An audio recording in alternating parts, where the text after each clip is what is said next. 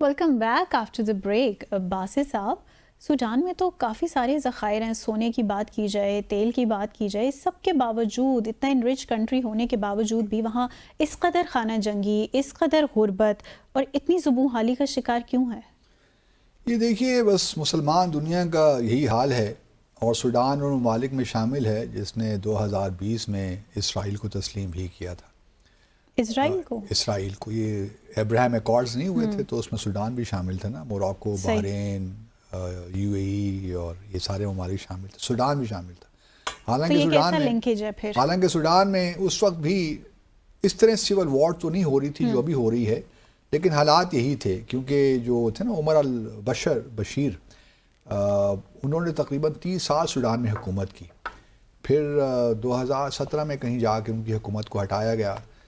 اس وقت جو جنگ ہو رہی ہے نا، وہ پہلے تو جو جنرل برہان ہیں ان کو پریزیڈنٹ بنا دیا گیا.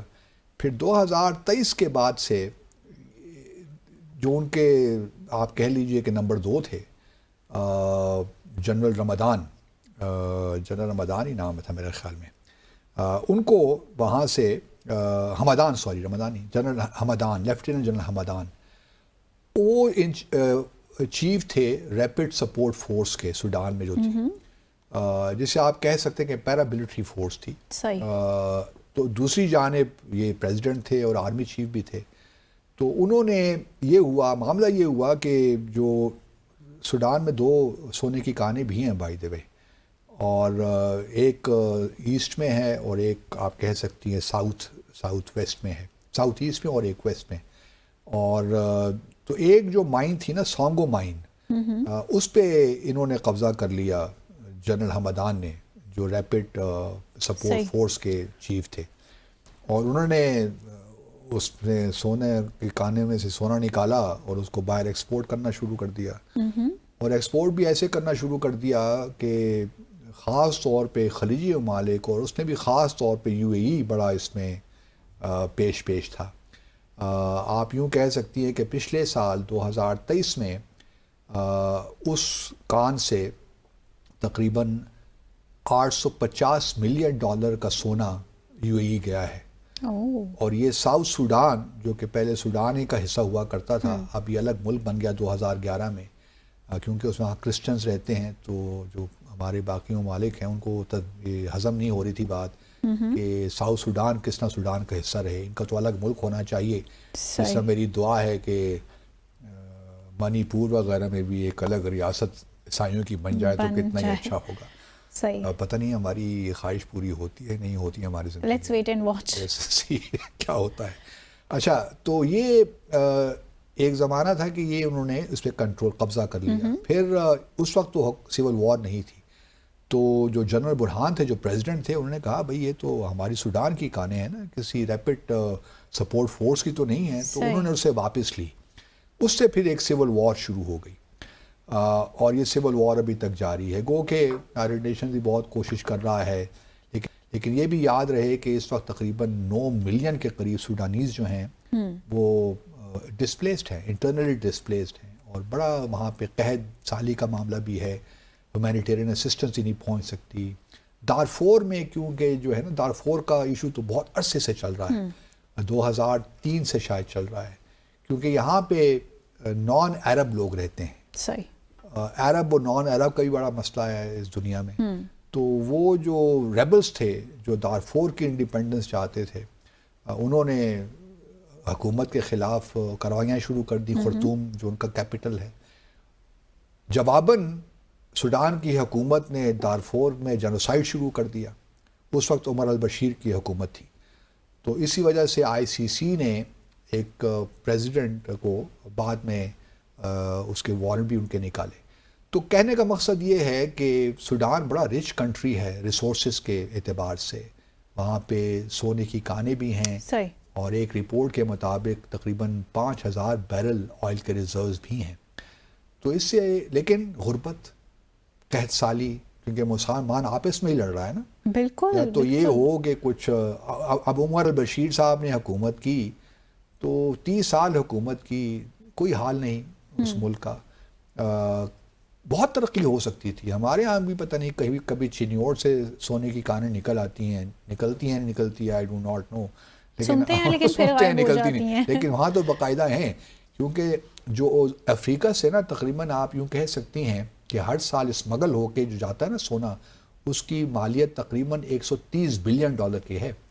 تو افریقہ از اے ویری رچ کانٹیننٹ. اگر اور خاص طور پہ سوڈان جیسا ملک بھی بہت امیر ہے پوٹینشلی, اگر یہ وہاں پہ امن ہو تو کیا بات ہے. اگر کوئی تھوڑی بہت ڈیموکریسی بھی آ جائے, کچھ ایک کنسنسس پیدا ہو جائے کس طرح ہم نے حکومت کرنی. آپ دیکھیں نا, ریپڈ سپورٹ فورس جو ہے پیراملٹری فورس ہے, دوسری طرف آرمی ہے, آپس میں جنگ ہو رہی ہے اور بے شمار لوگ اس میں ان کی جانیں ضائع ہو گئیں, بالکل, اور ریسورسز ضائع ہو رہی ہیں. اور اس سے فائدہ کون اٹھا رہا ہے؟ خاص طور پہ یو اے ای, کیونکہ یو اے ای جو ہے وہ ڈرونز ہی پرووائڈ کر رہا ہے ریپڈ سپورٹ فورس کو. ان سے سونا لے رہا ہے نا, تو ان کو اس کے بدلے میں ملٹری ویپنز ہی پرووائڈ کر رہا ہے. اور ملٹری ویپنز آتے کہاں سے, ڈرونز کہاں سے آتے ہیں؟ وہ اسرائیل سے آتے ہیں.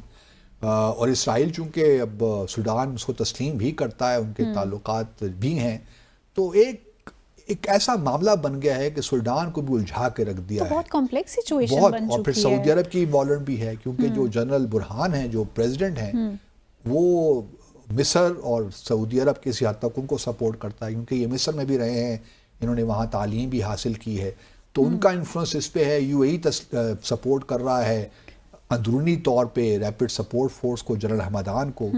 تو خلیجی مسلمان ممالک بھی اتنے ہی ذمہ دار ہیں جتنے غیر مسلم ممالک سوڈان کی صورتحال کو خراب کرنے میں. پہلے تو یہی ذمہ دار ہیں, یہی ذمہ دار ہیں. اگر انیشیٹو تو ان کی جانب سے نہ لیا جائے. میں جس بات پہ آنا چاہتا ہوں نا کہ دیکھیے, بڑا مجھے افسوس ہوتا ہے کہ ہم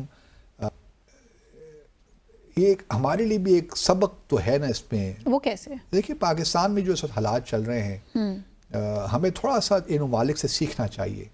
ہمیں اس طرف نہیں جانا چاہیے خاکم بدہن جہاں پہ یہ صورتحال پیدا ہو.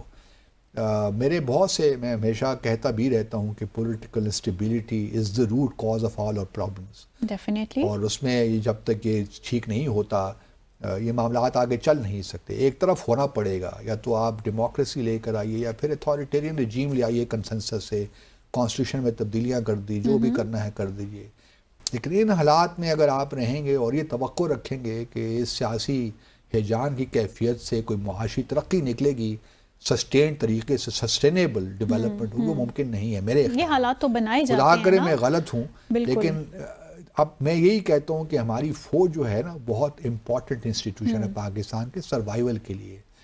تو میں بعض اوقات یہ سوچتا ہوں کہ خلیج نہیں پیدا ہونی چاہیے عوام میں اور فوج کے درمیان, اور جو لوگ اس بابت کوشش کرتے بھی ہیں ان کو بھی کنڈیم کرنا چاہیے. لیکن یہ باتیں حکومت کے لوگوں کو بھی سوچنی چاہیے کہ ان کو کیا اقدامات لینے ہیں تاکہ یہ خلیج جو باہر کی دنیا بھی کر رہی ہے, باہر سے بھی دیکھیے نا آپ, دنیا کی کوشش یہی ہے کہ ہماری آرم فورسز کو کمزور کیا جائے. فائدہ تو انہی کا ہے نا, فائدہ انہی کا ہے. پاکستان کے نیوکلیر پروگرام کو ٹارگٹ کیا جائے, پاکستان کے میزائل پروگرام کو ٹارگٹ کیا جائے. جس طرح دیکھیے ابھی یہ ان کے جو نیشنل سیکورٹی ایڈوائزر ہیں جان فائنر امریکہ کے, انہوں نے گزشتہ روز ایک ایونٹ میں کہہ دیا کہ جی ہمیں تو پاکستان کے میزائل پروگرام سے بہت بڑا خطرہ ہے, کیونکہ یہ تو اب آہستہ آہستہ پاکستان کی کیپیسٹی تھی, کیپیبلٹیز بڑھنی ہے کہ امریکہ کو ڈائریکٹ ٹارگٹ کر سکے. تو اب ان سے کیسے یہ ہضم ہوگا؟ میرے خیال میں آج یا کل ہی پاکستان نے ایک میزائل زرار کا اٹیک کیا ہے, ٹیسٹ فائر کی ہے, جو کہ جس کی رینج شاید 7,000 کلومیٹر ہے, آئی ڈو ناٹ ایگزیکٹلی نو. تو یہ اب باتیں بھی آ رہی ہیں سامنے نا, جو کہ پاکستان کو ٹارگٹ کرنے کے لیے, تاکہ ہماری آرم فورسز کو ٹارگٹ کیا جائے, ہمارے نیوکلیر میزائل پروگرام کو ٹارگٹ کیا جائے.